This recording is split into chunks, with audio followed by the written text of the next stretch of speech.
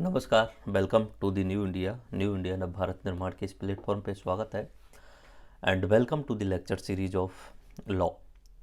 अपना विधि का जो लेक्चर सीरीज है, आरएस मेंस के पेपर 3 में जो विधि सब्जेक्ट है उसके हम चैप्टर नंबर 5 में आज दो महत्वपूर्ण कानूनों के बारे में बात करने वाले हैं।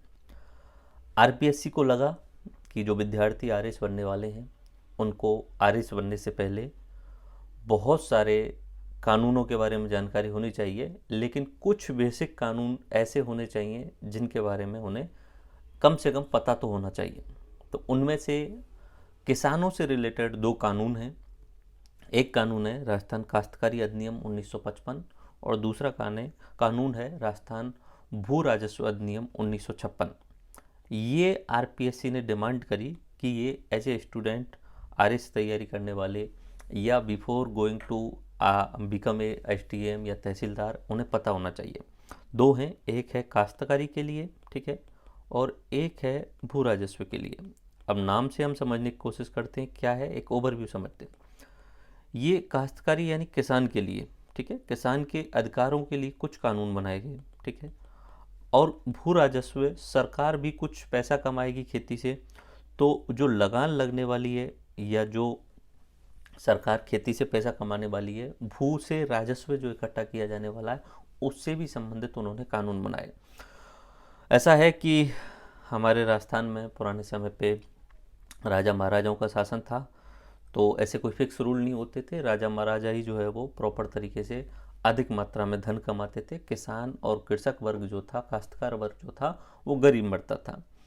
हम आज़ाद हुए, आज़ादी के बाद में आपको पता है कांग्रेस की सरकार आई। इवन राजस्थान में भी कांग्रेस की सरकार थी और कांग्रेस की सरकार कहीं ना कहीं समाजवाद की विचारधारा के साथ में आगे बढ़ रही थी। और समाजवाद की विचारधारा में ये पॉइंट रहता है कि आपको निचले तबके के जो लोग हैं उनका भला करने की कोशिश करनी है। तो इसी उद्देश्य से जो अधिक ज़मीन लेके बैठे हुए थे, जमींदार थे और जो लठैत थे या ठिकानेदार थे, उनके पास में जो अधिक ज़मीन थी उसे कम करके बाकी लोगों में बांटने के काम के उद्देश्य से, और जो पहले से जो खेती कर रहे हैं उनके कुछ अधिकार बनाने के लिए 1955 में एक एक्ट लाया गया राजस्थान सरकार के द्वारा। ये एक राजस्थान सरकार है क्योंकि कृषि जो है वो मोस्टली राज्य सरकार के अधीन आती है, तो राज्य सरकार हैं अपने अपने अलग अलग कानून बनाते हैं।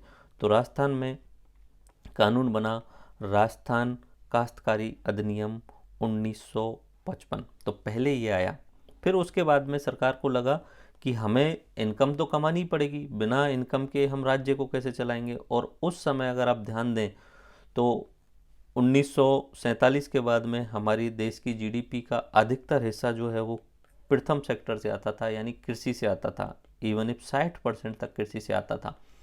तो हमारे देश का अधिकतर पैसा कृषि से आ रहा है, तो उन्होंने लगान या भू से राजस्व कैसा इकट्ठा किया जाए इसके ऊपर जो है वो अपना कानून लेके आए। क्या लाए? 1956 में। आरपीएससी हमसे ये चाहती है कि इसके रिगार्डिंग हम बेसिक चीज़ें जानें। अब बेसिक चीज़ें कैसे जानें? वैसे तो उन्होंने सीक्वेंस में ऊपर लिखा हुआ है भू राजस्व अधिनियम 1956 वाला और काश्तकारी अधिनियम 1955। हमें उल्टा पढ़ना है। पहले हमें काश्तकार यानी किसानों के अधिकार देखने हैं, फिर राज्य सरकार कैसे पैसा कमाएगी इसके बारे में बात करनी है। तो क्या क्या देख सकते हैं? राजस्थान काश्तकारी अधिनियम 1955। हम ये देखेंगे एक्ट के लक्षण क्या हैं, इसमें किसानों के लिए, काश्तकारों के लिए प्राथमिक अधिकार क्या दिए गए इस एक्ट के द्वारा।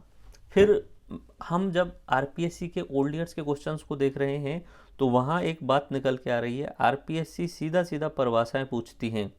मैं यहाँ आपको समझा दूंगा, समझ में आ जाएंगी, लेकिन मैंने कहा है पहले से ही कि 2 नंबर के सवाल आते हैं परिभाषाओं में, तो आपको टू द पॉइंट रटे हुए होने चाहिए। समझना ठीक है, लेकिन आप उसे फाइनल रट लें ताकि एग्जाम में आप आंसर राइट कर सकें। फिर अधिनियम में कुछ किसानों के वर्ग बांट दिए गए, काश्तकारों के वर्ग बांट दिए गए वो। फिर इसी अधिनियम में भूमि सुधार नाम का एक कॉन्सेप्ट दिया गया कि जो भी भूमि है उसको सुधार कैसे किया जा सकता है। फिर किसानों से खेती को किस तरीके से जो है वो समर्पण किया जा सकता है, या किसान से जो ज़मीन है उसका किस तरीके से समर्पण, परित्याग या अवसान किया जा सकता है, हटाया जा सकता है। और गलती से किसी किसान को गलत तरीके से, अवैधानिक तरीके से हटा दिया गया है तो किसान क्या कर सकता है, उसके पास क्या अधिकार हैं, ये बात उन्होंने कही है। देखो इस एक्ट में 1955, पहले तो किसानों के हित के बारे में बात करनी है, तो 1955 वाला यानी काश्तकार अधिनियम, ठीक है, काश्तकार अधिनियम। और जब किसानों के हित की बात हो जाएगी तो फिर सरकार अपने बारे में सोचेगी कि पैसा कैसे हम अपने राज्य को चलाने के लिए भू राजस्व कैसा इकट्ठे करें, ठीक है। तो इसमें मोस्टली किसानों के हित के बारे में भी बात होगी पहले वाले में।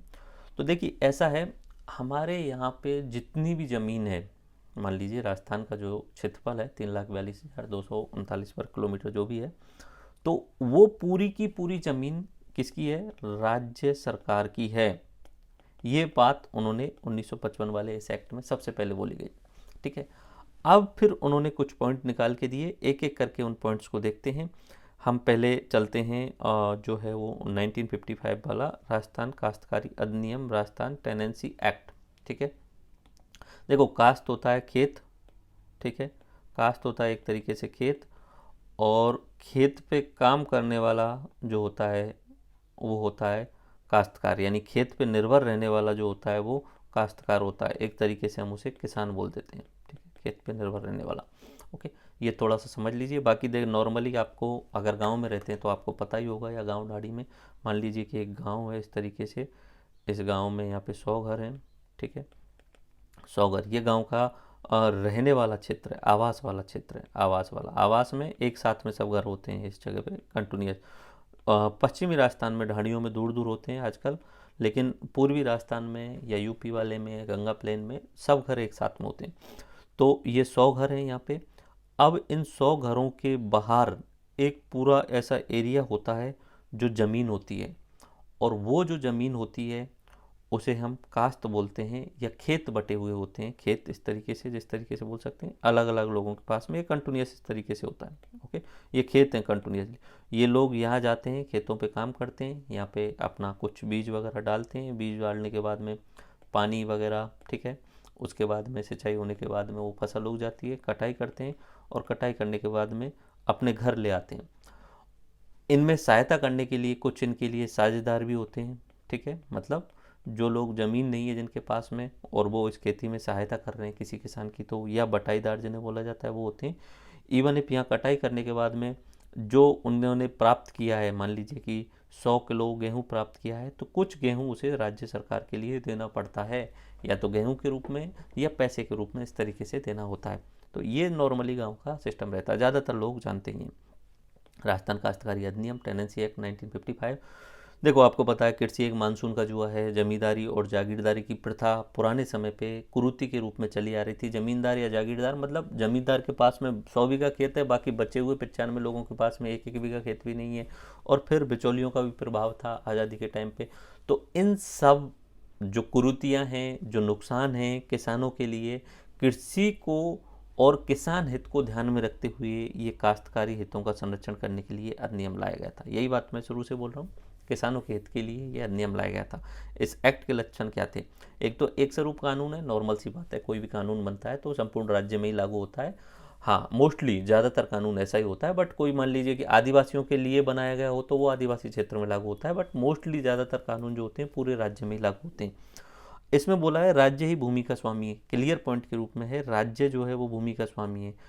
पूरे राज्य का जो क्षेत्रफल है वो सब किसके पास में है? वो राज्य के पास में है, यानी सरकार ही जितनी भी भूमि है उसका स्वामी है। हम और या जो खेती करने वाले काश्तकार हैं वो क्या हैं? एक तरीके से लीज पे दी गई ज़मीन है किसानों के लिए वो, लेकिन फाइनली मालिक कौन है? फाइनली मालिक है सरकार, ठीक है। काश्तकारों के प्राथमिक अधिकारों का वर्णन किया गया, कुछ किसानों के लिए कुछ प्राथमिक अधिकार दिए गए, उनका वर्णन किया गया। फिर उसके बाद में काश्तकारों की अवैधानिक बेदखली के विरुद्ध उन्हें अधिकार प्राप्त किए गए और उपचार प्रदान किए गए, और पिछड़े वर्गों के हितों को सुरक्षित रखने का इसमें प्रावधान किया गया। और पिछड़े वर्गों के हितों को सुरक्षित रखने का एक तरीके से इसी एक्ट में ये प्रावधान है, किसी एससी की ज़मीन को, इवन इफ एसटी, आप इसे हायर कास्ट, ओबीसी और जनरल कैटेगरी में सेल ही नहीं कर सकते। तो पिछड़े वर्गों के हितों का इसमें प्रावधान रखा गया। तो अगर आपसे ये पूछ ले कि राजस्थान काश्तकारी अधिनियम 1955 वाले एक्ट के प्रमुख की फीचर्स बताओ, तो पहली बात तो सबसे बड़ी बात कि जितनी भी ज़मीन है उसका मालिक कौन है, राज्य है, पहली बात, ठीक है। बाकी सब लोग कौन है, टेनेंट हैं, बाकी सब लोगों को लीज पे दी जाने वाली है, काश्तकार या बाकी जिस भी तरीके से रहने वाले हैं वो सब क्या है, टेनेंट होने वाले हैं। उसके बाद में इस एक्ट में जितने भी काश्तकार यानी किसान जो खेती पर निर्भर हैं उनके प्राथमिक अधिकारों का वर्णन किया गया, ठीक है। अगर किसी काश्तकार को यानी किसान जो खेती पर निर्भर है उससे उसकी ज़मीन को गलत तरीके से किसी के द्वारा छीन लिया गया है तो उस किसान के लिए जो अधिकार और उपचार मिलना चाहिए वो इस एक्ट में प्रदान किए गए हैं। उसके अलावा इस एक्ट में SC ST के लिए विशेष संरक्षण दिया गया ताकि उनकी ज़मीन को कोई कब्जा नहीं कर सके, कोई लठैत उन पे ज़बरदस्ती छीन नहीं सके। और फाइनली ये एक्ट ऑल ओवर राजस्थान में सब के लिए एक समान लागू होता है, ऑल एरिया में लागू होता है, यूनिफॉर्म एक्ट है ये। ओके, तो ये एक्ट के लक्षण आपको पता चल गए। अब बात करें काश्तकारों के प्राथमिक अधिकार, जो यहाँ पे बात कही है कि इसमें प्राथमिक अधिकार हैं, तो अब बताओ क्या क्या प्राथमिक अधिकार दिए गए हैं। पहली बात तो लिखित पट्टे को प्राप्त करने का अधिकार, ठीक है। लिखित पट्टे को प्राप्त करने का अधिकार मतलब कि सरकार ने बोला कि अब 1955 के बाद में लोगों को पट्टे दिए जाएंगे, ठीक है, क्योंकि ज़मीन तो हो गई सरकार की कंप्लीट, अब ये ज़मीन ये पट्टे दिए जाएंगे, ये पट्टे ही आपको मालिक बनाएंगे उस ज़मीन के, ठीक है। वैसे ओरिजिनल मालिक कौन रहेगी, ओरिजिनल मालिक राज्य रहेगा, सरकार रहेगी, ठीक है। अब ये पट्टे भी किस तरीके से दिए जाएंगे लोगों को, लिखित पट्टे प्राप्त करने का अधिकार है। जिसकी भी ज़मीन है, जो भी काश्तकार है, और वो तरीका दिया गया है शुरुआत में कि किस तरीके से जो है वो ज़मीन प्राप्त होगी, तो वो आगे तरीके भी दिए गए हैं। तो पहली बात तो लिखित पट्टे प्राप्त होने का अधिकार है। लिखित पट्टे का रजिस्ट्रेशन कराने का अधिकार है, ठीक है। रजिस्ट्री कराने का जो अधिकार है वो किसको है, किसान यानी काश्तकार को दिया गया। स्वयं के निवास के लिए मकान बना सकते हैं, ये काश्तकार को प्राथमिक अधिकार दिए गए। कहाँ पे, जो उसके पास में ज़मीन मिली हुई है, जिस पे पट्टा उसे प्राप्त है, पंजीकरण उसे प्राप्त है, तो उस पर वो मकान बना सकता है, ये भी अधिकार उसको मिल चुका है। ओके, अवैधानिक बेदखली के विरुद्ध संरक्षण का प्राप्त अधिकार। अवैधानिक बेदखली हो सकता है कि कोई दूसरा जो मौजूद आदमी है वो भी कर सकता है, कब्जा कर ले ज़बरदस्ती जाके किसी भी ज़मीन पे, तो उसके विरुद्ध संरक्षण प्रोटेक्शन का भी अधिकार दिया गया। इवन इफ कभी कभी ऐसा होता है कि सरकारी कोई संस्था गलत तरीके से किसी ज़मीन को छीन लेती है तो वहाँ पे भी स्टे लगाने का और उस ज़मीन को पुनः किसान द्वारा प्राप्त करने का ये अधिकार भी इस एक्ट के अंतर्गत दे दिया गया प्राथमिक अधिकार के रूप में। और न्यायालय की प्रक्रिया द्वारा भूमि की जब्ती विक्रय के आदेश पर रोक लगाने का अधिकार, ठीक है। और ये बात सेम वही है एक तरीके से, ये संरक्षण तो जो है वो लठैत लोगों के प्राप्त यानी जो मजबूत लोग हैं उनके प्राप्त है, और यहाँ पे ये संरक्षण जो है वो सरकार के विरुद्ध प्राप्त है। अगर सरकार गलत तरीके से कोई जब्ती कर रही है किसी ज़मीन की, या गलत तरीके से इलीगल तरीके से विक्रय के यानी सेल आउट के आदेश दे रही है ज़मीन के, तो वहाँ पे आप न्यायालय में जाएंगे तो स्टे ऑर्डर लेकर के आ सकते हैं। ये बने दो पक्षों के बीच में झगड़ा चल रहा है और आपको लग रहा है कि ये ज़मीन मेरी है, दूसरा व्यक्ति बोल रहा है कि ये ज़मीन मेरी है, तो आप कोर्ट में जाइए और उससे स्टे लगवा सकते हैं ताकि उसकी सेल आउट नहीं हो सके, उसको जब्त नहीं किया जा सके। ये 1955 का जो एक्ट है काश्तकारों का अधिनियम, उसके प्राथमिक अधिकार दिए गए हैं काश्तकारों के। अच्छा, काश्तकार कौन होते हैं, मैं फिर से एक बार रिवाइज करा देता हूँ प्रमुख परिभाषाओं में। देखो, काश्तकार वह व्यक्ति जो कृषि एवं कृषि संबंधित क्रियाओं से अपने जीवन का निर्वहन करता है स्वयं या नौकरों के माध्यम से, ठीक है, वो कौन होता है, काश्तकार होता है। ओके, और काश्त क्या होता है, कृषि एवं कृषि संबंधित कार्य, बागवानी, पशुपालन या कृषि, ये सब क्या होते हैं, काश्त होते हैं। ये दोनों शब्द आप थोड़ा सा समझ लीजिए, काश्त और काश्तकार, ठीक है, बार बार मैं बोल रहा हूँ, ठीक है। वैसे तो मैं इस शब्द को किसान बोल सकता हूँ डायरेक्टली।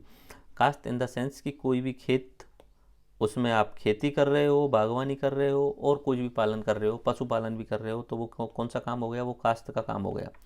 और इनको करने वाला कौन होता है, काश्तकार होता है। या कृषि या कृषि से संबंधित जितने भी कार्य हैं उन पर निर्भर रहने वाला व्यक्ति, वो क्या कहलाता है, काश्तकार।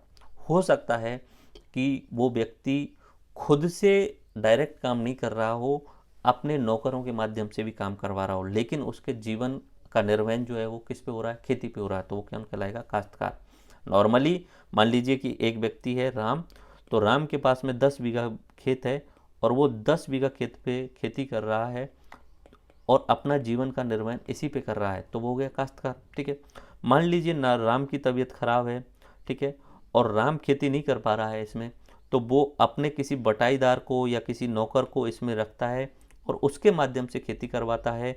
तो काश्तकार कौन होगा? राम ही होगा, क्योंकि राम अपना जीवन जो है इसी पे निर्भर कर रहा है। ठीक है, काश्तकार हो गया राम। ठीक है, और इसके हिस्से में काम करने वाला या मजदूरी पे काम करने वाला एक बटाईदार होता है, जिसको कुछ वो हिस्से में कुछ हिस्सा देता है। ओके, तो ये हुआ काश्तकार और ये हुआ काश्त। काश्त यानी खेत और खेत से संबंधित जितने भी कार्य हैं वो काश्त, और इन पे जीवन निर्वाह करने वाला व्यक्ति कौन है? काश्तकार। तो यहाँ उन्होंने काश्तकारों के प्राथमिक अधिकार बताए हैं। क्या प्राथमिक अधिकार? पहला, पट्टा प्राप्त कर सकता है। दूसरा, रजिस्ट्री करा सकता है। तीसरा, अपनी ज़मीन पे वो मकान बना सकता है। चौथा, किसी ने गलत तरीके से उसकी ज़मीन को छीन लिया है तो उसका संरक्षण प्राप्त कर सकता है। और पांचवा, सरकार अगर गलत तरीके से भूमि की जब्ती या विक्रय के आदेश देती है तो न्यायालय के द्वारा वो स्टे ऑर्डर ला सकता है। ये काश्तकारों के प्राथमिक अधिकार आपको रटे होने चाहिए। एक शब्द आता है विश्वेदार। ऐसा व्यक्ति जिसे राज्य के किसी भाग में विश्वेदार के रूप में नियुक्त किया गया हो वो विश्वेदार कहलाता है। अब इसका मतलब क्या हुआ? जमीन का 20वां हिस्सा जो होता है वो विश्वेदार के नाम से जाना जाता है। तो सरकार 20वें हिस्से के रूप में किसी भी व्यक्ति को विश्वेदार के रूप में नियुक्त कर सकती है। तो बस इतना याद रख लेना, अजमेर में इन्हें खेवटदार के रूप में जाना जाता है। ठीक है, विश्वादार यानी 20वें हिस्से के रूप में काम करने वाला व्यक्ति विश्वेदार होता है। ओके, ये याद रख लेना बस। ओके, अब महत्वपूर्ण परिभाषाओं की बात करते हैं। महत्वपूर्ण परिभाषाएं। भूमि। भूमि क्या है? कृषि एवं कृषि अधीन कार्य के लिए पट्टे पर दी गई जमीन भूमि कहलाती है। आबादी भूमि इसमें शामिल नहीं है। ठीक है, अब ये भूमि जो है वो एक्ट के तहत लिखी गई है, परिभाषा लिखी गई है एक्चुअली में। एक्ट कौन सा? 1955 वाला, काश्तकार वाला एक्ट। इसमें भूमि की परिभाषा दी गई है कि कोई भी जमीन जो पट्टे पर दी गई है लेकिन किस कार्य के लिए? कृषि एवं कृषि संबंधित कार्य, पशुपालन हो सकता है या मछली पालन हो सकता है, कुछ भी कृषि से संबंधित कार्य हैं, बागवानी हो सकता है, उनके लिए अगर जमीन दी गई है तो वो क्या कहलाएगी? भूमि। ये एक्ट में परिभाषा लिखी गई है। ठीक है, बाकी आप सबको पता है भूमि क्या होती है, बट एक्ट में परिभाषा लिखी गई है। अब इसमें लिखा है कि भूमि के अंतर्गत आवास शामिल नहीं होंगे। ठीक है, मतलब रह रहे हैं लोग तो वो शामिल नहीं होगा भूमि के अंतर्गत। भूमि के अंतर्गत सिर्फ कृषि और कृषि से संबंधित कार्य शामिल हो रहे हैं, वही जगह भूमि कहलाएगी। ये उन्होंने लिखा है, आबादी भूमि इसमें शामिल नहीं होगी। ये परिभाषा में लिखा हुआ है, पहली परिभाषा। कृषि वर्ष एक्चुअली में हम आप देखते हैं कोई वित्त वर्ष देखते हैं। ठीक है, सरकार का वित्त वर्ष होता है 1 अप्रैल से लेकर 31 मार्च तक का। नॉर्मली हमारा साल होता है 1 जनवरी से लेकर 31 दिसंबर तक का। ऐसे ही भूमि से संबंधित एक वर्ष होता है, कृषि से संबंधित एक वर्ष होता है, उसे कृषि वर्ष बोलते हैं। नॉर्मली 1 जुलाई से 30 जून तक का होता है। ठीक है, अब ये क्यों होता है? ये सीधा सा तरीका है। जुलाई के आसपास में जो है वो बारिश होती है, उस समय खरीफ की फसल बोई जाती है, उसके बाद में अक्टूबर नवंबर में रबी फसल बोई जाती है और 30 जून के आसपास में जायद की फसल काट ली जाती है। तो नॉर्मली एक वर्ष 1 जुलाई से लेकर 30 जून तक का होता है। ये कृषि वर्ष जो है वो एक्ट के अंदर डिफाइन किया गया। हम बातें सिर्फ और सिर्फ एक्ट ही कर रहे हैं, बाकी क्या कृषि वर्ष मानेंगे कहीं ऊपर नीचे चल रहा होगा, लेकिन एक्ट में क्या डिफाइन किया है हम वो बातें कर रहे हैं। काश्तकार वह व्यक्ति जो कृषि एवं संबंधित क्रियाओं से अपने जीवन का निर्वहन करता है, स्वयं या नौकरों के माध्यम से। तो हो सकता है वो अगर खुद वहाँ अवेलेबल नहीं है, कहीं बाहर कमाई करने गया हुआ है, तो ज़मीन उसकी है और उस ज़मीन से वो कुछ कमा रहा है जीवन के निर्वहन के लिए, तो वो काश्तकार कहलाता है। एक शब्द आता है शायर और उसमें परिभाषा दी गई है एक्ट के अंतर्गत। तो पट्टाधारी के द्वारा पट्टे में प्राप्त भूमि के उपयोग के लिए जो निश्चित राशि का भुगतान किया जाता है उसे शायर कहा जाता है। ओके, ये एक तरीके से क्या हुआ, जब आप पट्टा प्राप्त करने वाले हों, पट्टा लेने जाने वाले हों, तो वो पट्टे लेने के लिए जो आपने निश्चित राशि भुगतान की है वो क्या कहलाती है? शायर। ये पर ईयर देने वाला नहीं है, ये सिर्फ एक बार में जब आप पट्टा लेने जा रहे हैं तो भूमि उपयोग के लिए एक निश्चित राशि भुगतान की जाती है, उसे क्या कहा जाता है? शायर। Okay, that's it. नालवट एक नॉर्मल सा शब्द है। पुराने समय पे गाँव में ऐसा होता था, अब तो ट्यूबवेल वगैरह लग गए। पुराने समय पे गाँव में ऐसा होता था कि कोई गांव है और उस गांव में मान लीजिए कि 20 खेत हैं, सबके पास में जो है वो कुआं नहीं होता था, किसी एक बड़े पैसे वाले व्यक्ति के पास में एक कुआं होता था और कुएं से बाकी लोग पानी देते थे। रिहट होती थी, उसके माध्यम से, बैलों के माध्यम से पानी जो है वो निकाला जाता था कुएं से, और जो क्यारियाँ होती थी उसके माध्यम से दूसरे लोगों को पानी दिया जाता था। मान लीजिए कि यहाँ एक छोटा सा किसान है और वो यहाँ के कुएं से पानी देना चाह रहा है, तो यहाँ से पानी आके यहाँ चला जाएगा। अब ये पानी इसने यूज किया है छोटे किसान ने, तो बदले में कुछ पैसा ये देता है, तो वो क्या कहलाता है? नालवट कहलाता है। ठीक है, नालवट पट्टाधारी के द्वारा, नालवट किसी कुएं के स्वामी से सिंचाई हेतु उपयोग में लिए गए पानी के बदले में चुकाई गई राशि क्या कहलाती है? नालवट कहलाती है। अब आसामी शब्द आता है। आसामी इन द सेंस कि कोई एक ऐसा व्यक्ति जो सरकार के लिए राजस्व देने वाला है, मतलब जो व्यक्ति सरकार को लगान की राशि देता है। अब आसामी के लिए या तो किसान खुद जाके सरकार के पास में पैसा दे दे, तो खुद काश्त आसामी। ठीक है, खुद काश्त आसामी हो गया। या गांव के लेवल पे ग्राम सेवक लोगों से पैसा इकट्ठा करे, किसानों से या काश्तकारों से पैसा इकट्ठा करे और ग्राम सेवक जा करके दे करके आए, तो वो क्या कहलाता है? ग्राम सेवक आसामी एक तरीके से। ठीक है, जो पैसा लेकर के सरकार को फाइनली पहुंचा रहा है वो कौन कहलाता है? वो आसामी कहलाता है। उपबंधारी हो सकते हैं, सह आसामी हो सकते हैं, स्थायी आसामी हो सकते हैं, इस तरीके से अलग अलग आसामी हो सकते हैं। लेकिन याद रखना, वह व्यक्ति जो लगान की राशि सरकार को देता है, सरकार के पास में पहुंचाता है। खुद कास्ट भी हो सकता है, मोस्टली ग्राम सेवक होते हैं, क्योंकि ग्राम सेवक इकट्ठा करते हैं और फिर वहाँ पहुँचाते हैं। ठीक है, पहले जमींदार और जागीरदार भी ये काम करते थे। ठीक है, जिन्हें हम स्थायी आसामी भी बोल सकते हैं। ओके, इजारा या ठेका, लगान की वसूली हेतु पट्टा क्रमांक दे दिया जाना, ये ठेका प्रथा होती है। नॉर्मली इजारा ठेके पे, मतलब पूरी ज़मीन को दे दिया किसी के लिए कि तुम 1 साल का 2 साल का लगान इकट्ठा करके हमें दे दोगे, तुम्हें मैं कुछ पट्टा जारी कर रहा हूँ सरकार के द्वारा, ऐसा बोल दिया जाता किसी व्यक्ति को। ठीक है, तो ये ठेके पे इजारा, ये अंग्रेजों के टाइम पे अधिक चलती थी। बाद में सरकार ने तो सरकारी कर्मचारी, ग्राम सेवक वगैरह या पटवारी वगैरह लगा दिए हैं। मोस्टली पटवारी तो जो है वो भू राजस्व में सहायता करता है, तो ये इस तरीके से लगा दिए गए कर्मचारी है। पहले ये ज़्यादा चलती थी इजारा या ठेका प्रथा। कास्ट, कृषि एवं कृषि संबंधित कार्य जिसमें बागवानी, पशुपालन शामिल। भूमिहीन, भूमि जिसके पास में नहीं है वो भूमिहीन हो गया। ऐसा व्यक्ति कृषक जिसके खुद के नाम से कोई भूमि नहीं है। ठीक है, अब फिर आप बोलेंगे सर इसे कृषक क्यों बोला? अब कृषक ऐसा है कि मान लीजिए कि एक व्यक्ति है ए, इसका घर यहाँ पे, और यहाँ पे बी सी डी 4-5 व्यक्ति हैं, इनके पास में ज़मीन है सबके पास में। ठीक है, और डी के पास में बहुत बड़ी ज़मीन है। ठीक है, डी के पास में अधिक मात्रा में ज़मीन है। अब डी अकेला इस ज़मीन को नहीं संभाल सकता है, तो इसने डी ने क्या, ए को जो है वो इस हिस्से पे बोल दिया कि तुम यहाँ पे बटाईदार के रूप में काम कर लो। ठीक है, बटाईदार के रूप में काम कर लो। तो अब एक ही भूमि नहीं है, उसके पास में पट्टा नहीं है, लेकिन वो किसान के रूप में यहाँ काम कर रहा है। ठीक है, और वो काश्तकार भी है। काश्तकार क्यों है? कि उसका जीवन निर्वहन किस पे ही हो रहा है? खेती पे ही हो रहा है, लेकिन उसके पास में पट्टा नहीं है, तो वो कौन हो गया? भूमिहीन हो गया। ठीक है, ऐसा व्यक्ति जिसके खुद के नाम से कोई भूमि भी नहीं है, और वो कृषक भी हो सकता है, दूसरों के यहाँ काम करने वाला। गोचर भूमि, कोई भी गांव होता है, उस गांव के आसपास में ऐसी ज़मीन होती है जो बिल्कुल ओपन होती है, उसमें वो गांव के लोग अपनी गाय भैंसों को चराते थे, वो गोचर भूमि होती थी। और उस गोचर भूमि को सरकार के द्वारा जो है वो रजिस्टर्ड कर दिया गया कि ये गोचर भूमि है, अधिकृत कर दिया गया। गांव के मवेशियों को चराने के लिए काम आने वाली भूमि एवं उस भूमि को इस अधिनियम द्वारा गोचर भूमि के रूप में दर्जा दे दिया गया, रजिस्टर्ड कर दिया गया, वो गोचर भूमि।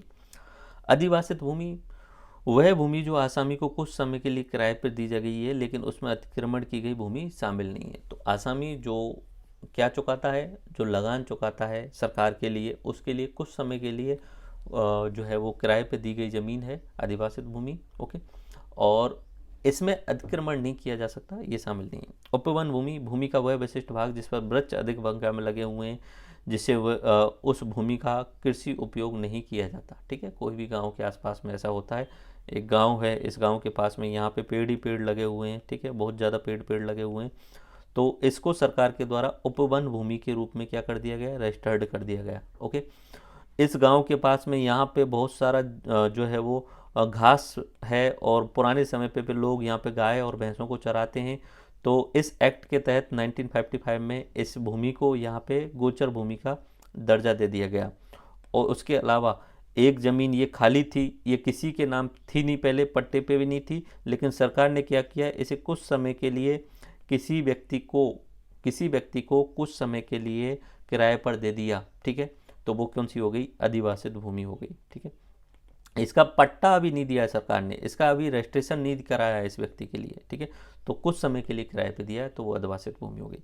ओके, तो ये ध्यान रख लेना, 4-5 प्रकार हैं। उपवन भूमि जहाँ पेड़ अधिक हों, अधिवासित भूमि जो भूमि सरकार के द्वारा, जो सरकार की भूमि है, किसी आसामी को जो सरकार के लिए लगान देने वाला है उसको जो है वो किराए पे दे दी, या किसी किसान को किराए पे दे दी, तो अधिवासित भूमि। गोचर भूमि जहाँ पे अधिक मात्रा में पुराने समय पे मवेशियों को चराया जाता था और सरकार ने रजिस्टर्ड कर दिया। भूमिहीन वो व्यक्ति, जो किसान, जो खुद के नाम से कोई पट्टा उसके पास में प्राप्त नहीं है। कास्त जमीन या भूमि, कृषि संबंधित कार्य जो है वो कास्त, इजारा या ठेका पुराने टाइम पे चलता था। लगान की वसूली हेतु किसी एक व्यक्ति को नॉमिनेट कर दिया जाता था, ठेका दे दिया जाता कि ये तुम्हारा ठेका है, इस गांव के या 3 गांव के जो भी राजस्व है वो आप इकट्ठा करके लाओ। ये इजारा या ठेका प्रथा चलती थी पुराने समय पे। आसामी वह व्यक्ति जो लगान की राशि डायरेक्ट सरकार को देता है, तो खुद कास्त आसामी हो सकता है या ग्राम सेवक हो सकता है। नालवट, कुएं के सिंचाई हेतु जो पानी यूज में लिया गया उसके बदले में चुकाई गई राशि। शायर, पट्टा लेते समय कुछ राशि दी जाती है। काश्तकार, वह व्यक्ति जो कृषि संबंधित क्रियाओं से अपने जीवन का निर्वहन करता है। कृषि वर्ष 1 जुलाई से 30 जून तक। और भूमि, कृषि एवं कृषि अधीन कार्य, इसमें आबादी भूमि शामिल नहीं है। ठीक है, तो 4-5 नाम मैंने अभी बोले, उनको भूमि के प्रकार में, एक तो हो गई अपनी भूमि, ठीक है, डायरेक्ट भूमि, कृषि और कृषि संबंधित कार्य किए जा रहे हैं।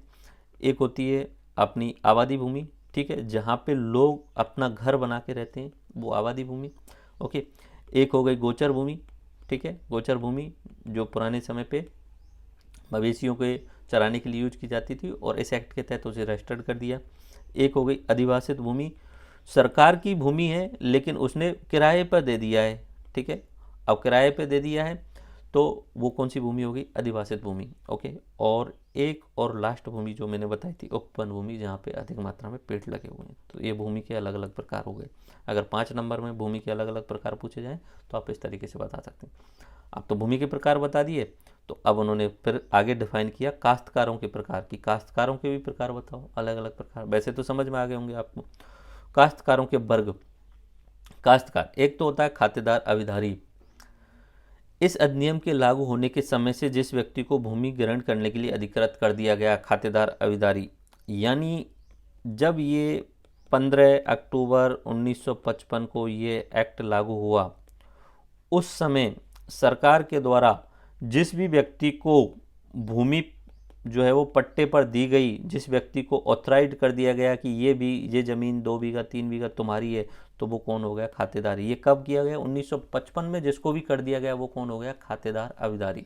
ओके, फिर उसके बाद में आता है खुद कास्त अविधारी। ठीक है, खुद कास्त अविधारी का मतलब ये हुआ कि वह व्यक्ति जिसने इस अधिनियम के लागू होने के बाद विधिवत रूप से किसी भूमि को पट्टे पर लिया हो, इस एक्ट के तहत किसी भी तरीके से वो जमीन को अपने नाम कराया हो, उसने पट्टा प्राप्त किया हो, वो कौन हो गया, खुद कास्त अविधारी।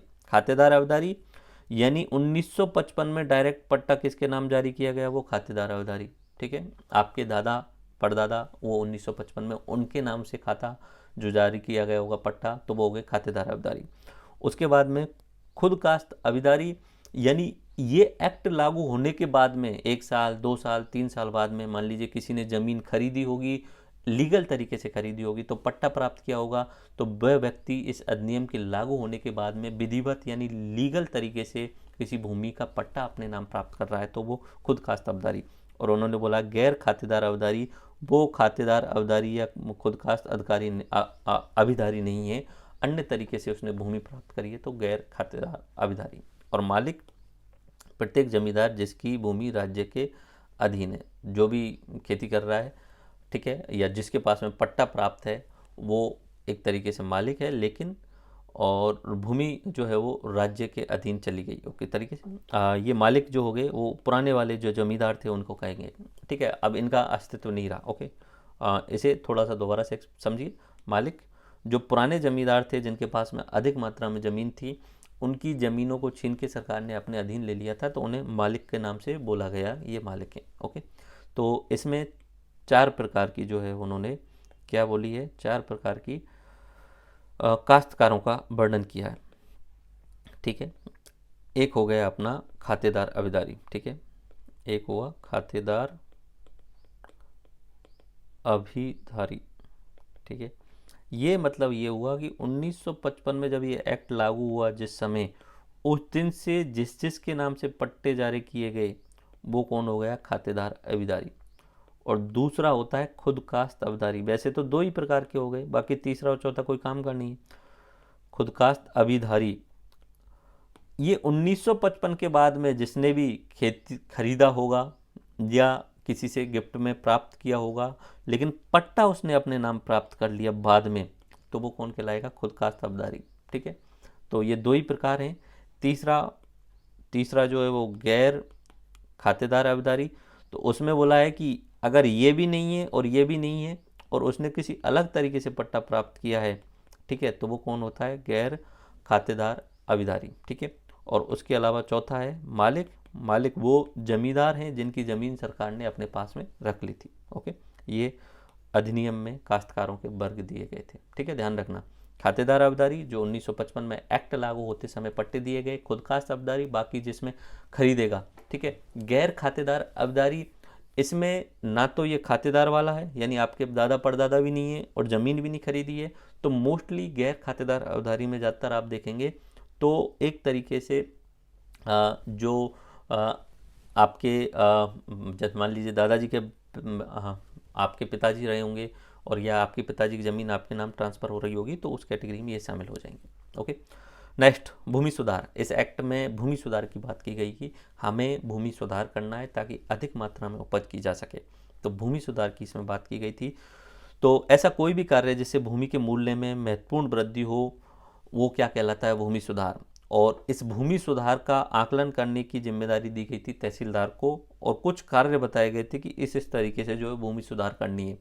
तो भूमि की सफाई करना, भूमि को समतल करना, ऊंचा करना, घेरा बांधना, मेड़ बांधना या मकान बनाना, इससे भूमि की वैल्यू बढ़ जाती है एक्चुअली में, ठीक है।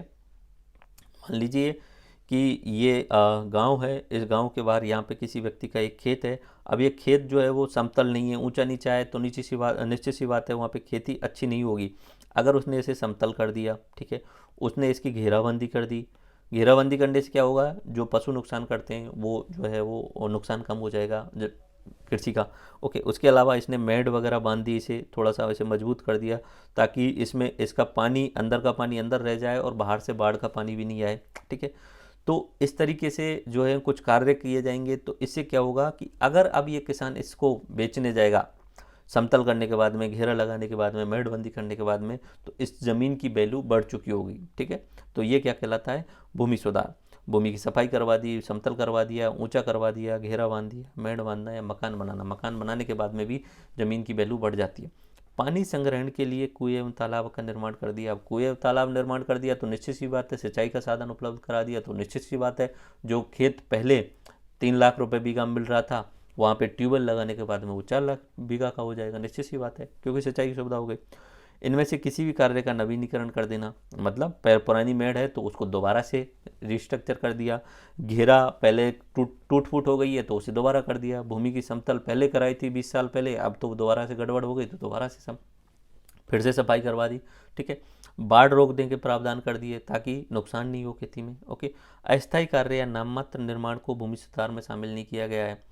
थोड़ी देर के लिए कोई कार्य किया गया है, इसी साल के उद्देश्य के लिए कार्य किया गया है, अस्थायी रूप से कार्य किया गया है, तो वो किस में शामिल नहीं है, वो जो है वो भूमि सुधार में नहीं है, क्योंकि वो उसका उद्देश्य कुछ समय का है। भूमि सुधार तब है, तभी वैल्यू बढ़ेगी जिससे खेत लंबे समय तक अधिक उपज दे सके, ठीक है। मेड़ बनाई लेकिन छोटी छोटी सी मेड़ बना दी 1 साल का बस इलाज करने के लिए, तो वो क्या कहलाएगा, भूमि सुधार नहीं कहलाएगा, ओके। कुछ परिस्थितियों में अभिधारी को भू सुधार के लिए मुआवजा भी दिया जा सकता है।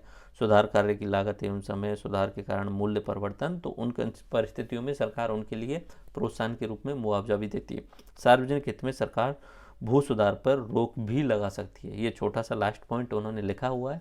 कहीं कहीं लग रहा है सरकार को कि यहाँ पे भू सुधार नहीं है ज़रूरत, ठीक है। मान लीजिए सरकार को लग रहा है कि यहाँ पे मेड़ नहीं बांधनी है क्योंकि ये जो क्षेत्र है वो किसी बांध या तालाब वाले क्षेत्र में आ रहा है, तो यहाँ पे मेड़ बांधने से तालाब खराब हो जाएगा, तो सरकार रोक सकती है। अब ये तो सब जगह है एक्चुअली में, ये किसी भी एक्ट में कहीं भी जाओ वहाँ कहीं ना कहीं किंतु और परंतु लगा होता है। इवन इफ जब आप पॉलिटी पढ़ते हैं तो आर्टिकल 19 आता है, तब वहाँ पे आपको स्वतंत्रता दी जाती है बोलने की, अभिव्यक्ति की, व्यक्त करने की। लेकिन लास्ट में एक पॉइंट लिख दिया जाता है कि सार्वजनिक हित में ध्यान रखते हुए इन पर रोक भी लगाई जा सकती है। ऐसे ही यहाँ पे भी लिख दिया हुआ है, सार्वजनिक हित में अगर सरकार को लग रहा है कि इस भूमि सुधार से सार्वजनिक लोगों का नुकसान हो रहा है तो गलत है। मान लीजिए कि रास्ता जा रहा है खेत में होके और आदमी बोले कि नहीं, मैं इस रास्ते को रोकने के लिए यहाँ पे मेड़बंदी कर रहा हूँ, और बोल तो हो रहा है भूमि सुधार के लिए, लेकिन मेड़बंदी करने से वो रास्ता ही बंद हो गया, तो वो सार्वजनिक हित खत्म हो गया। तो सरकार बोलेगी नहीं, आप इसमें मेड़बंदी नहीं कर सकते हो। तो सार्वजनिक हित में भू सुधार पे भी रोक लगाई जा सकती है सरकार द्वारा। बट ये पॉइंट आपको याद रखने, आपसे 5 नंबर में पूछ लिया जाए कि काश्तकार अधिनियम 1955 में भूमि सुधार का मतलब समझाइए और कौन कौन से इसमें शामिल किए जा सकते हैं भूमि सुधार के अंतर्गत। तो ऐसा कोई भी कार्य जिससे भूमि के मूल्य में वृद्धि हो जाती है वो क्या कहलाता है, भूमि सुधार। और भूमि सुधार का आकलन तहसीलदार द्वारा किया जाता है। अब इसमें भूमि की सफाई करना, भूमि को समतल करना, ऊंचा करना, घेरा बांधना, मकान बनाना, ये सब शामिल है। इसके अलावा कुएं या तालाब का निर्माण करना, बाढ़ से रोकने का प्रबंध कर देना, ये सब शामिल है। ओके, और ये सारी चीज़ों का नवीनीकरण करना भी पहले 20 साल पहले किया है, अब दोबारा से नवीनीकरण कर दिया, रिन्यू कर दिया, तो भी क्या है, भूमि सुधार कहलाता है। अस्थायी कार्य भूमि सुधार में नहीं आते हैं। सरकार कुछ जगह मुआवजा भी देती है इनके लिए, और उसके अलावा सार्वजनिक हितों पे भूमि सुधार पर ये सब जगह होता है, इसमें तो कोई बात ही नहीं है। ओके, अब आता है कि ये जो काश्तकार है जिसको ये पट्टा जारी किया गया है, इस पट्टे से इसको समाप्ति कैसे की जा सकती है, इसका पट्टा किस तरीके से हटाया जा सकता है, ये पट्टा किस तरीके से छीना जा सकता है। तो इसमें 3 बात बोली हैं, समर्पण, परित्याग और अवसान।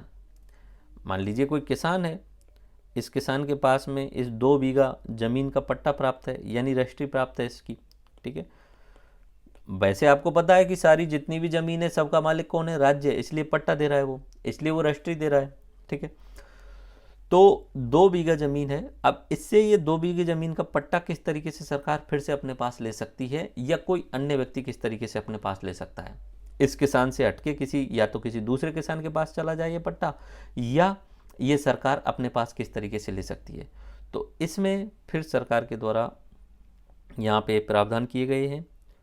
Okay, wait for 1 second. Yes, इसमें सरकार के द्वारा 3 पॉइंट बोली गई हैं एक्ट में, समर्पण, परित्याग और अवसान।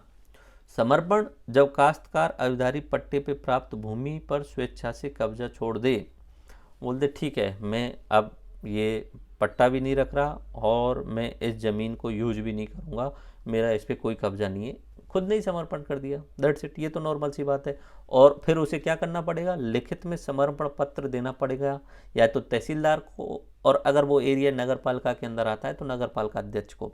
फिर नगर पालिका अध्यक्ष और तहसीलदार उसे प्रमाणित कर देगा और वो ज़मीन जो है वो वापस सरकार के पास में चली जाएगी, समर्पण कर दिया, दैट्स इट, ठीक है।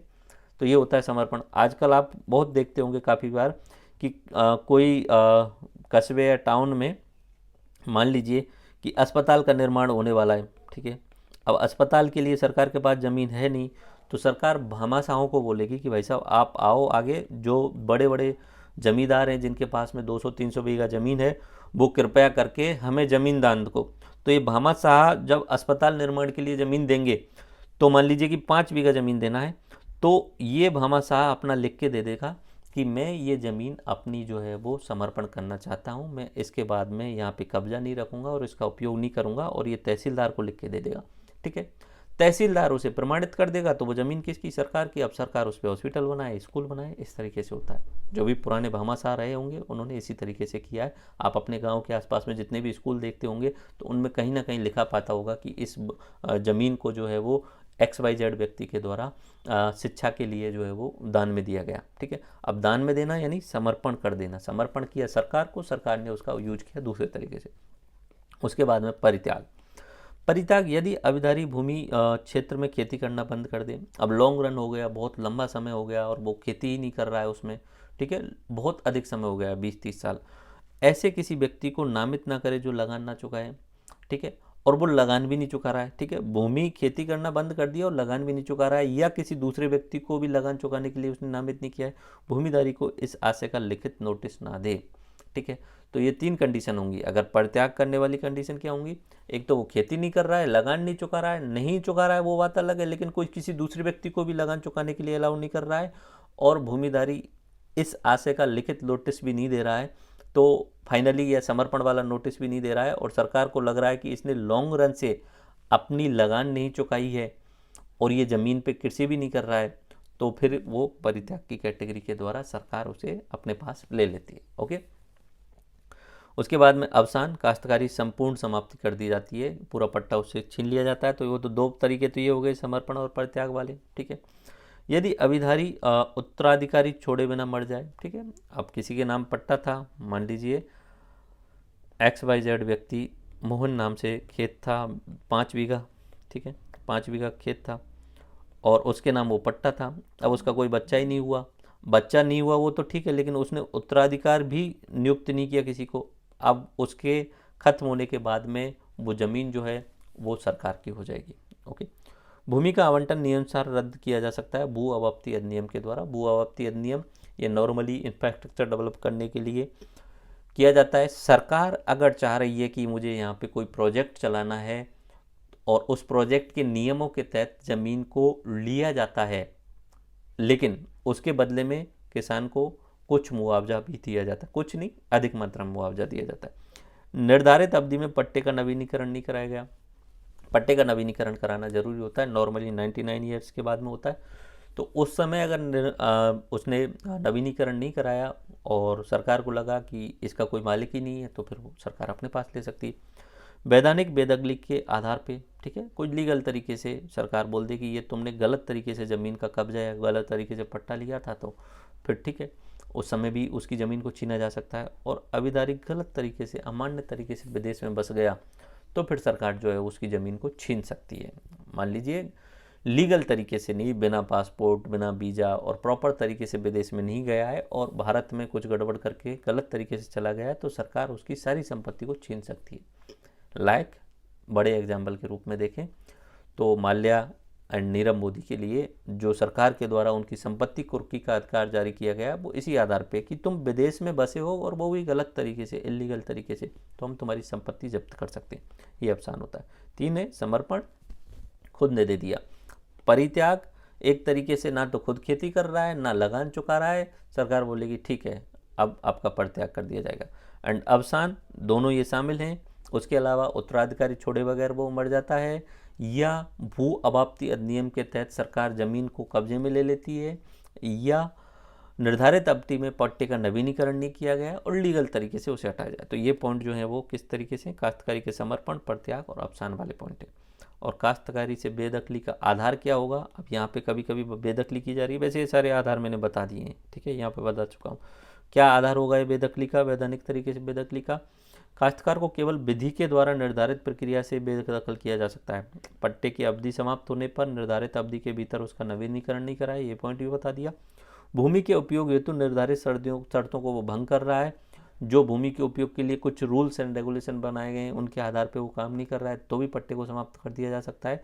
मान लीजिए सरकार ने बोला है कि यहाँ पे आप खेती करिए, लेकिन इलीगल खेती भी मत कर देना, ठीक है, भांग अफीम की खेती मत कर देना, और सरकार को अगर पता चल रहा है तो सरकार उसके पट्टे को जब्त कर सकती है, निर्धारित शर्तों को भंग कर रहा है वो। ओके।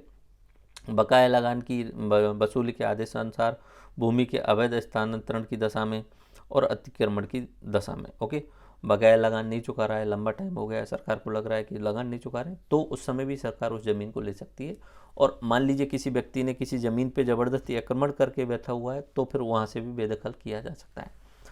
अब मान लीजिए कि किसी किसान को बेदखल कर दिया गया और किसान को लग रहा है कि मुझे गलत तरीके से बेदखल किया गया है, ये ज़मीन मेरी थी, मैं सारे नियमों का पालन कर रहा था, लेकिन सरकार ने गलत करके मुझे बेदखल कर दिया है, तो फिर बेदखली के विरुद्ध भी अधिकार प्राप्त है। सरकार से वो स्टे लगवा सकता है हाई कोर्ट में जाकर के, ओके, वो ज़मीन को पुनः प्राप्त कर सकता है। और सरकार ने अगर गलत तरीके से उससे ज़मीन छीनी थी, उसका मानहानि किया था, और उसकी ज़मीन छीनने के समय के बाद में जो भी समय में नुकसान हुआ उसका, और तो उसके लिए क्षतिपूर्ति भी मांग सकता ये। लेकिन ये तब है जब आदमी को लगे कि मैं लीगल तरीके से सही हूँ, मैं वैधानिक तरीके से सही हूँ, सरकार ने गलत तरीके से मेरी ज़मीन मुझसे छीनी है, तो वो स्टे लगा सकता है, ज़मीन को फिर से प्राप्त कर सकता है और क्षतिपूर्ति मांग कर सकता है। ये सरकार के खिलाफ भी है और ये इंडिविजुअल के खिलाफ भी है। ठीक है, मान लीजिए किसी दूसरे व्यक्ति ने एक व्यक्ति ए है, इसका खेत है 2 बीघा, और किसी एक व्यक्ति सी ने ज़बरदस्ती इसके खेत पे कब्जा कर लिया और गलत तरीके से पट्टा प्राप्त कर लिया, किसी दूसरे के सिग्नेचर वगैरह करके गलत तरीके से पट्टा प्राप्त कर लिया, तो उस कंडीशन में भी ए व्यक्ति जो है वो लीगल तरीके से स्टे लगवा सकता है, उस ज़मीन को पुनः प्राप्त कर सकता है और उसको अगर नुकसान हुआ है तो क्षतिपूर्ति मांग सकता है। ओके, अब काश्तकारों से रिलेटेड बहुत सारे, किसानों के और काश्त से रिलेटेड बहुत सारे जो है झगड़े होते हैं। ठीक है, वो झगड़े जो होते हैं, आप जब तहसीलदार वगैरह बन जाएंगे, एसटीएम बन जाएंगे, तो आप रोज़ाना ही देखेंगे ज़मीनों के ऊपर बहुत सारे झगड़े होते हैं। गाँव में ज़्यादातर लड़ाइयाँ मेड के ऊपर, ज़मीन पे गलत तरीके से कब्जा करने के ऊपर ही मिलती हैं आपको। तो फिर आपको ये अधिकार तो मिल गए, अब इनका अधिकारों का उपयोग कैसे करोगे? ठीक है, स्टे कैसे लगाओगे, गेट अगेन कैसे करोगे, क्षतिपूर्ति की मांग करोगे कैसे? तो यहाँ पे आप जो है वो कुछ प्रावधान किए गए हैं। पहली बात तो आप तहसीलदार के पास में जाओगे। ठीक है, तो तहसीलदार के पास में जाओगे तो तहसीलदार उसमें चेक करेगा सारी चीज़ें कि किसके नाम से है, लीगल तरीके से चेक करने की कोशिश करेगा। जिस भी नाम, मान लीजिए 2 लोगों के बीच में झगड़ा हो रहा है, ए और बी के बीच में ज़मीन के ऊपर। ठीक है, तो ये दोनों लोग किसके पास में जाएंगे? तहसीलदार के पास में जाएंगे, स्टे लगवाने के लिए जाएंगे। ठीक है, तहसीलदार को लगेगा कि ये ज़मीन बी की है, ए की नहीं है, तो तहसीलदार अपना कुछ निर्णय भी सुना सकता है। तहसीलदार एज ए जुडिशरी निर्णय सुनाने के रूप में भी काम करता है यहाँ पे। ओके, तो ए को लगा कि यार मैं संतुष्ट नहीं हूँ, ज़मीन मेरी है, तो फिर आप अपील कर सकते हो डीएम यानी कलेक्टर के पास में या डिस्ट्रिक्ट मजिस्ट्रेट के पास में। फिर डिस्ट्रिक्ट मजिस्ट्रेट के निर्णय से भी आप सब जो है वो संतुष्ट नहीं हो तो सेकंड अपील कर सकते हो राजस्व बोर्ड के पास में। ओके, या राजस्व बोर्ड नहीं, RRA के पास में, राजस्व अपीलीय प्राधिकरण के पास में। ओके, और अगर आप तहसीलदार के पास जाने की बजाय सीधा एसडीएम के पास में या डीएम के पास में गए तो पहली अपील तो आप RRA के पास में, RAA के पास में करेंगे और सेकंड अपील राजस्व बोर्ड के पास में करेंगे। आप कन्फ्यूजन नहीं करना है, मैं जस्ट आपको बता देता हूँ। मान लीजिए कि ए और बी के बीच में झगड़ा चल रहा है।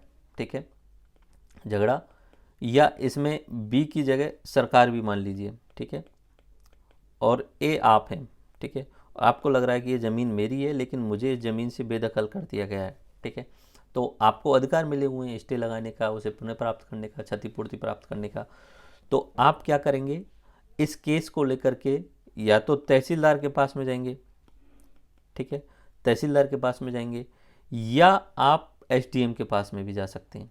ठीक है, या डायरेक्टली डीएम के पास में भी जा सकते हैं। ठीक है, एसडीएम या डीएम के पास में जा सकते हैं।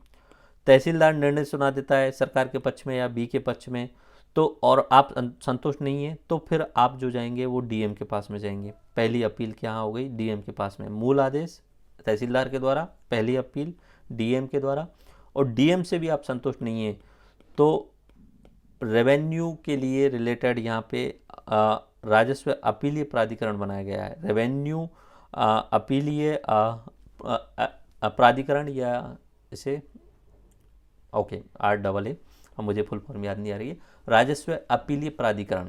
ठीक है, एपलेट बोलते हैं शायद। ओके, तो ये जो है वो RAA के पास में आप जाएंगे, राजस्व अपीलीय प्राधिकरण के पास में। ओके, और अगर आप डायरेक्ट एसडीएम के पास में गए थे तो फिर आप पहली अपील RAA के पास में करेंगे और दूसरी अपील राजस्व बोर्ड के पास में करेंगे जो कि अजमेर में है। Okay, let me revise this again, ऐसे मैं रिवाइज करता हूँ। झगड़ा ए और बी के बीच में है, आप ए हैं, आपको केस लड़ना है तो पहले या तो तहसीलदार के पास में जाइए या एसडीएम या डीएम के पास में जाइए। आप यहाँ संतुष्ट नहीं है तो डीएम के पास में जाइए, अगर यहाँ भी संतुष्ट नहीं है तो RAA के पास में जाइए। ठीक है, रेवेन्यू अपीलीय एंड अपीलेट, इसे इस तरीके से बोला जाता है, राजस्व अपीलीय प्राधिकरण।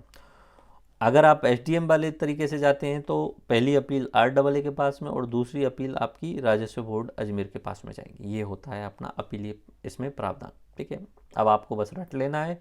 2 नंबर में 5 नंबर में अगर पूछा जाए कि अधिनियम में ये काश्तकारी अधिनियम में ध्यान रखना, काश्तकारी अधिनियम 1955 में अपील के क्या प्रावधान है, मूल आदेश के विरुद्ध अपील के क्या प्रावधान है, तो वो इस तरीके से रखते हैं। मूल आदेश यहाँ इस जगह पे दिया जा रहा है, ये पहली अपील हो रही है, ये पहली अपील हो रही है, और ये दूसरी अपील हो रही है, और यहाँ पे दूसरी अपील हो रही है। ओके, एक सवाल है, राज्य काश्तकारी अधिनियम 1955 के अंतर्गत किस प्रकार की भूमि के लिए काश्तकारी अधिकारों का उद्भव नहीं हो सकता। ठीक है, ये काश्तकारी अधिकार जो दिए गए हैं वो किसानों के लिए दिए गए हैं, काश्तकार के लिए दिए गए हैं अधिकार, जो मैंने आपको बताए थे काश्तकार के। तो किस प्रकार की भूमि के लिए काश्तकार अधिकार नहीं है, जो काश्तकार की ज़मीन नहीं है उसके लिए काश्तकारी अधिकार नहीं होंगे, बात खत्म। काश्तकार जो किसान खेती पे कृषि पे निर्भर होकर के उस पर निर्वहन कर रहा है और उसका पट्टा उसने प्राप्त कर रहा है तो वो काश्तकार हो गया, और काश्तकारी अधिकार उसी को मिलेंगे जो काश्तकार है। उसके अलावा जो काश्तकारी ज़मीन है ही नहीं उस पर काश्तकारी अधिकार मिलेंगे ही नहीं। मान लीजिए गोचर भूमि, अब ये काश्तकार की थोड़ी है, ये सरकार की है। उपवन भूमि सरकार की है डायरेक्टली, सैन्य छावनी सरकार की भूमि है।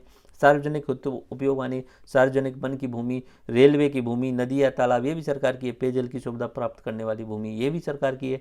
तो जहाँ पे भी काश्तकार है ही नहीं तो वहाँ पे काश्तकारी अधिकार जो है वो मिलेंगे नहीं, सीधी सी बात है इसमें। ओके, तो इस तरीके से हमारा इस लेक्चर नंबर 5 में एक पार्ट होता है राज्य काश्तकारी अधिनियम 1955। ठीक है, हमने क्या क्या बात करी वो हम एक तरीके से यहाँ रिवाइज करते हैं। इवन पूरा ही लेक्चर पार्ट रिवाइज कर देते हैं, 5 मिनट मुझे लगेंगी।